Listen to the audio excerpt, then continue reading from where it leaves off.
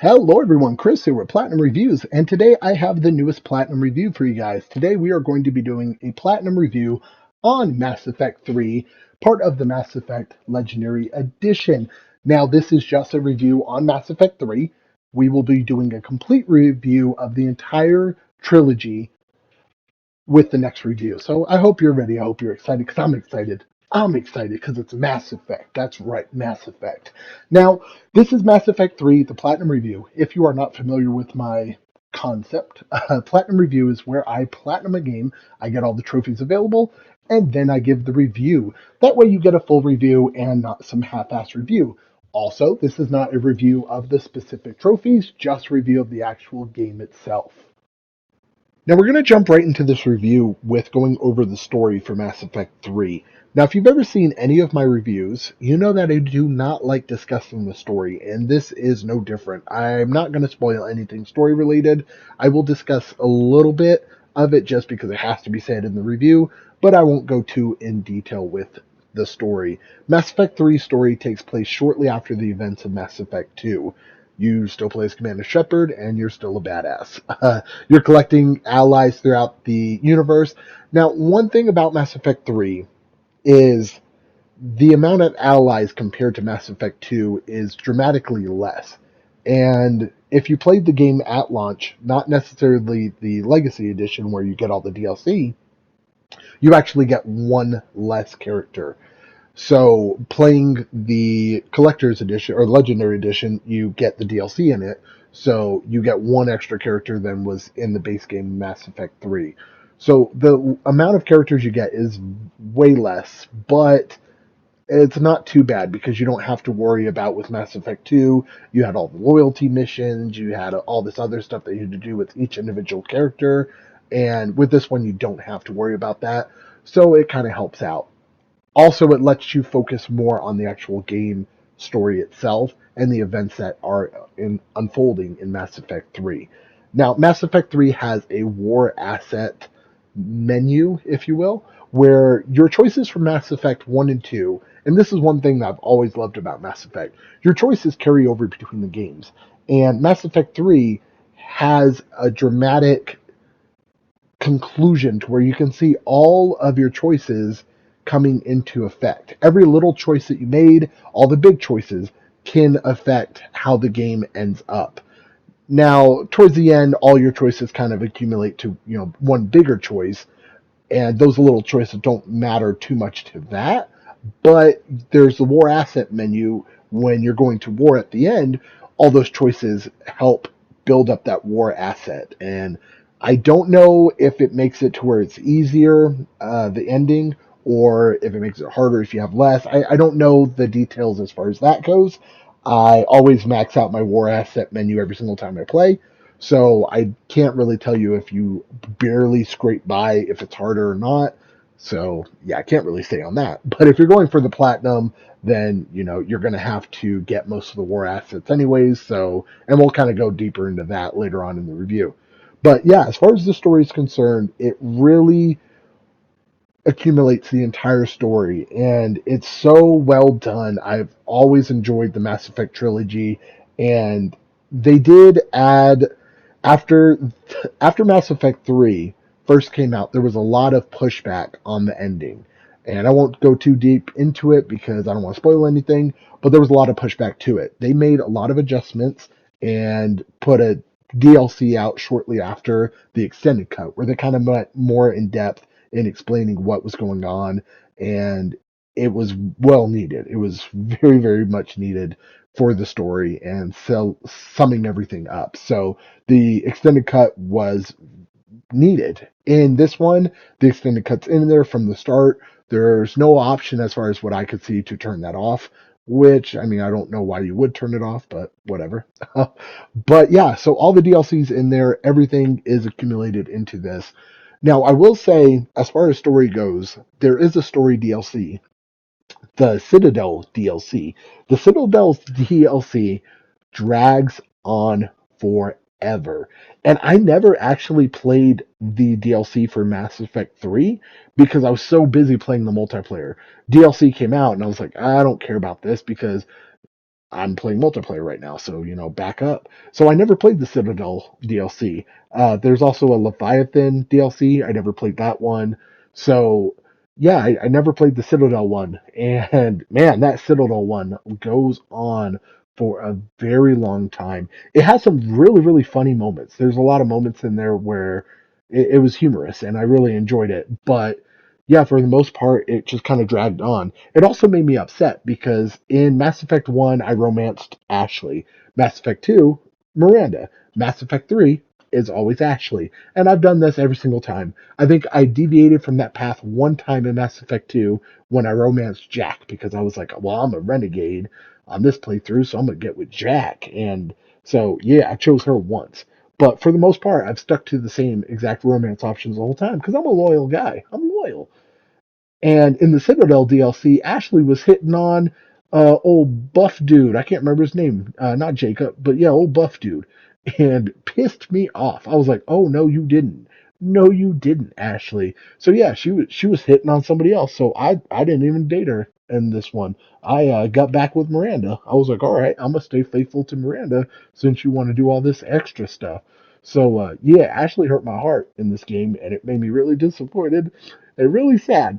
So me and Ashley broke up. No biggie. But yeah, so Mass Effect, I've always loved like the romance options, and there's a lot of different romance options that you can do in the games. And with the Citadel DLC, they allowed you to romance Miranda, which wasn't available when the in the base game. So one really cool thing is all the DLC is automatically unlocked from the start.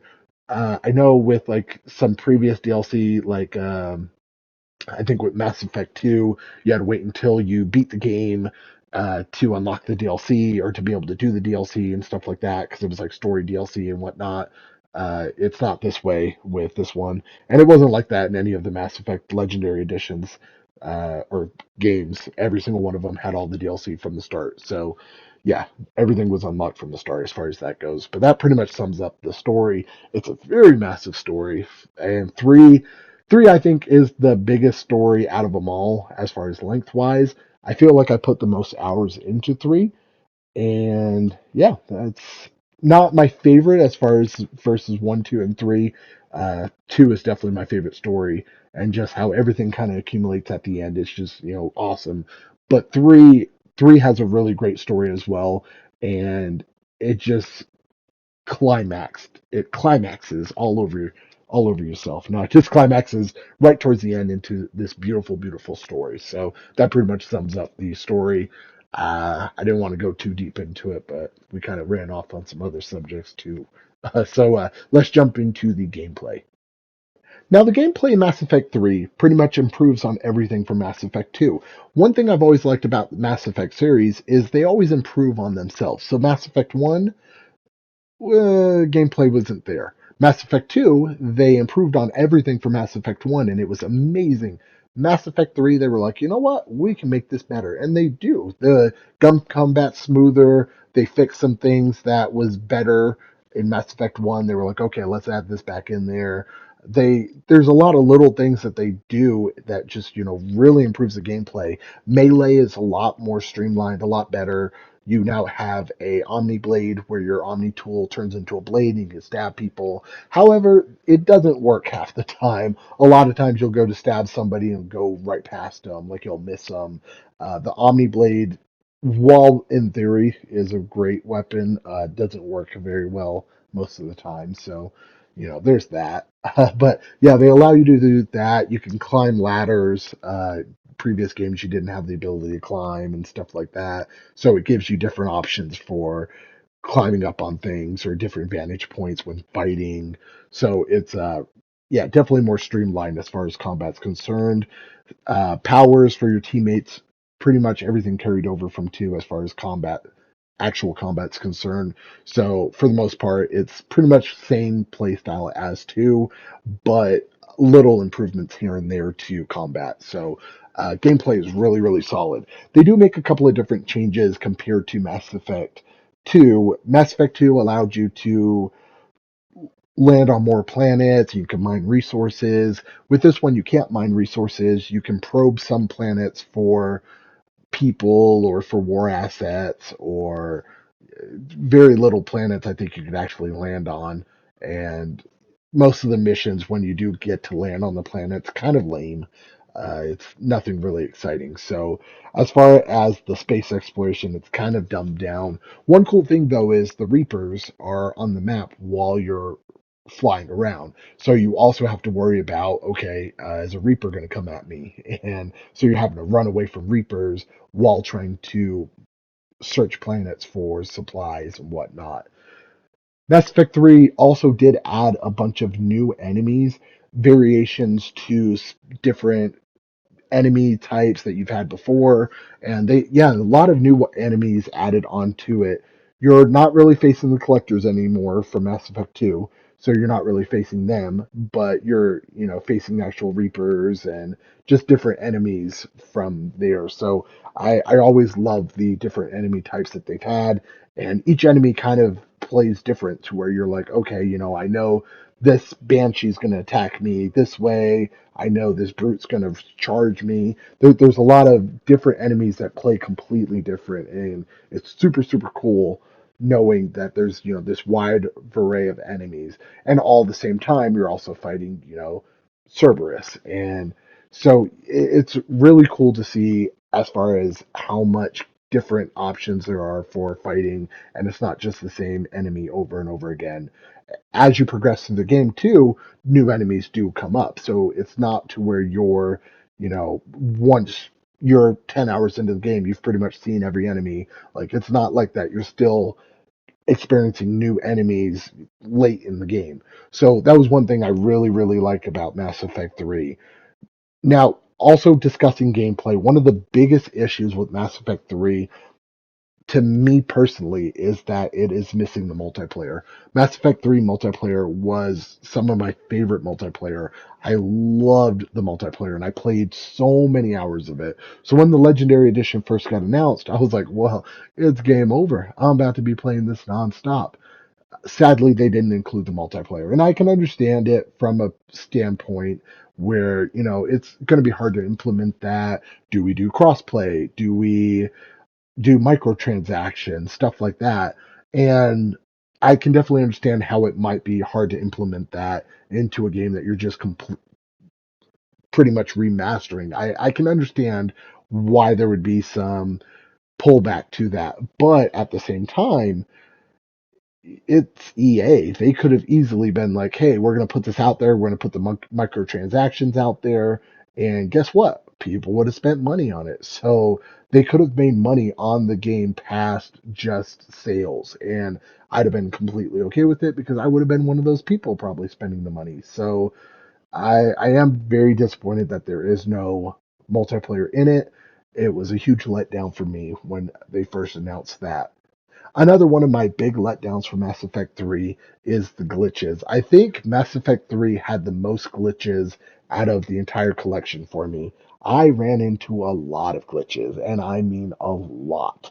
There were so many moments where I was like, okay, this is what we're doing right now, and I'll try and showcase them at some point in the video to where you can kind of see some of the glitches. But yeah, just so many glitches, and it's really disappointing when I'm playing, one of my favorite game franchises, one of my favorite game series of all time, to run into as many glitches as I did. It sucks. And not all of them were horrible glitches. Some of them were just, cosmetic ones, which always make me laugh. But, I had a lot where I'm trying to pick up ammo and the ammo wouldn't get picked up, or I'm trying to climb a ladder and my person get stuck on the ladder and I can't go up, I can't go down, I can't do anything. I had a few game crashes, nothing dramatic like game save errors, anything like that, which would have really, really sucked. Nothing dramatic like that, but a lot of little glitches here and there that definitely do take away from the experience of the game. Other than that, though, that is pretty much the gameplay section of it. So we're going to hit a couple of other sections before we wrap this up. Next section is going to be touched just a little bit, a little tiny touch. Music. I love the music for Mass Effect 3. They did a great job with it. This also kind of entitles audio. I didn't really have any issues with audio. Mass Effect 2, there was a few times where, the audio would kind of skip and it would just kind of be goofy and stuff like that. I didn't run into anything audio related with Mass Effect 3's game. Nothing bad with it. The music was on point. It always has been with Mass Effect. I've always loved the music, and I feel like Mass Effect 3 does a great job at symphonizing. Is that a word? Symphonizing? We're going to use it. Symphonizing the entire game. So I think the music is on point with Mass Effect 3. The last section we are going to touch is graphics. Now, graphically, Mass Effect 3 is beautiful. I love Mass Effect 3's graphics. I've always thought they were great. They did a lot of quality of life improvements to the game, and it just looks really pretty. Granted, I did run into some technical glitches with, people's faces looking goofy and stuff like that. Nothing to the extent of Andromeda, but I did run into some face models looking goofy, extra parts of like their body sticking up, little things like that graphically that were. I did run into a lot of issues too, where the game seemed like it didn't load the atmosphere completely. So I'd be running along and boxes would look discolored and just like not finished. And then if I would like turn back and look at them, then they would get finished and look normal.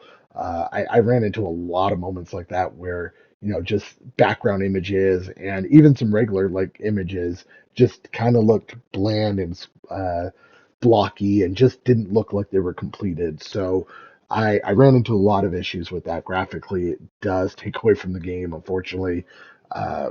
Like I said, they did make a lot of quality of life improvements to the game. It looks way better than it did back in the day. It didn't look bad back in the day at all, but they did make some improvements to it, which were very, very good to see. But I did run into a lot of those issues too, and yeah, that's pretty much it for the graphics. All right, so now it's time to wrap this puppy up. We're going to put it in a little present in a little box, wrap this puppy up, and send it to you for Christmas. Also, I have no idea what I'm talking about, so let's go. Let's go with this shit. Mass Effect 3 from EA, from BioWare, from my heart to your heart. This motherfucking game right here. Whew. I love Mass Effect. I think I've talked about it numerous times. Mass Effect is my baby. Mass Effect 2 being my favorite game of all time. And Mass Effect 3 definitely isn't my favorite game of all time. I enjoy the game. I like the game. Uh, I wouldn't even put it in my top 50. It's not as special as Mass Effect 2 to me. It's still good, but it's not as good as Mass Effect 2.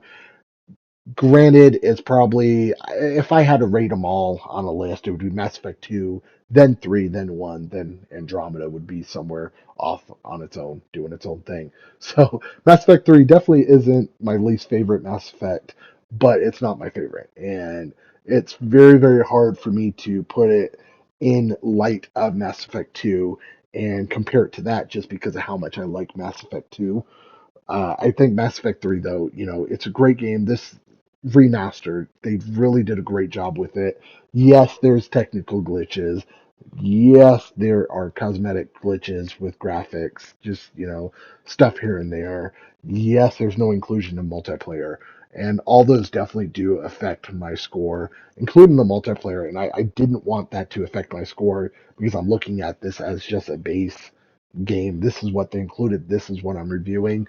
And so I'm not going to let the multiplayer really affect my score too much, but it is something that, I know it's there. And I'm sorry, you didn't include it in the game. This is supposed to be a remaster. Remaster that multiplayer. Give me what I want. But yeah, like I said, it's not going to take away too much from the score, but it is something that kind of stinks that it's not included. So yeah, Mass Effect 3, I would give it an 8.5 out of 10. I think it is a solid game. It's super, super fun, but I ran into so many glitches, more than any of the other games. That Citadel DLC drags on forever. So, so long, and it's so boring at points. Like, so boring at points. Other than that, the game plays very, very well. It's super fun. The story is still top notch. I really enjoyed my time with Mass Effect 3, and to see the story come to a close again after all these years, just brings a tear to my eyes. It's a beautiful, beautiful story, and yeah, I can't talk about it enough. So that is pretty much the score for Mass Effect 3, 8.5 out of 10. Now, as far as the trophies, all the trophies are pretty easy compared to Mass Effect 2. The hardest one is probably having to get most of the war assets. Now, for that, I want to say, I can't remember the exact number because it's been a few days since I played this, but yeah, I want to say I got most of them. Uh, do all the side quests, you shouldn't have any issues with it. I didn't run into any issues with it. I think there was one side quest I didn't do for the most part, and I was seeing a lot of people say, I want to say it was 6,000. They were saying that they were getting it about like 6,300. They were getting the war asset trophy for getting most of them. So, yeah, like I said, I did most of everything in the game because I wanted to, and I can't really do a platinum review with half-assing stuff. So yeah, I did mostly everything. So if you're worried about not getting it, then just do more. Honestly, if you're trying to rush through it, I understand, but just keep playing. Just do it. You'll thank yourself later. But yeah, so it's not a hard trophy. Other than that, it's just making sure you get enough war assets. And all the other trophies are really really easy. There is one trophy that was a little bit confusing. I had no idea how to do it. I can't remember the name of the trophy off the top of my head, but it's a trophy for going to the I think it's defeat Spectre like enemy or something like along that line. So you have to go to the Citadel DLC. After you do the Citadel DLC stuff, you have to go back to a specific arcade in there, and I can go more in depth in the comments. But you have to go to the arcade there and defeat the mirror match, which is pretty much going against yourself and with different abilities. So you're going against Shepard with different abilities. And that is very, very easily done by cheating. So you lower the difficulty to the easiest difficulty possible. When you get done to the very last enemy, the very, very last one on the final round, I think there's 3 rounds. When you get down to the very last enemy, jump the difficulty back up to normal, kill them off really quick, and then you'll get the trophy. I tried it multiple times with, being on insanity difficulty, and I was like, well, this is rough. And so I finished the game, did everything with the game, and then I went back and redid that trophy afterwards. So, if you're playing on insanity, you can lower the difficulty on like a different save, but I would just wait until you beat it and then go back to it. That way you don't mess up getting the insanity trophy. You can always go back and get it later. So as far as the platinum trophy is concerned, it's not too difficult.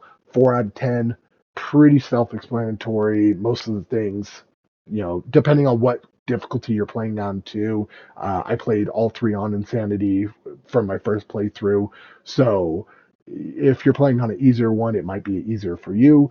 But on insanity, you're probably looking at about a 4 out of 10 for difficulty. So that's it for me, guys. Thank you so much for watching. I'm going to be doing a complete review of the entire Mass Effect Trilogy Legendary Edition probably tomorrow or later on this week. So definitely stay subscribed to the channel so you can see that beauty whenever that comes out. We also going to be working on a Wreckfest Platinum Trophy Platinum review. I can't talk tonight. We're going to be working on a Wreckfest Platinum review, and that should be coming out either later on this week or early next week. I don't want to push out too much too quick, but I got a lot. I got a lot of games ready to be reviewed. So, yeah, so that's pretty much it for me, guys. Thank you so much. Don't forget to hit that subscribe button, hit that like button. Let me know in the comments if you have any questions about any of the trophies, and I will help you out the best I can. Thank you so much for watching, and as always, keep getting those trophies. I'll catch you guys on the next Platinum review.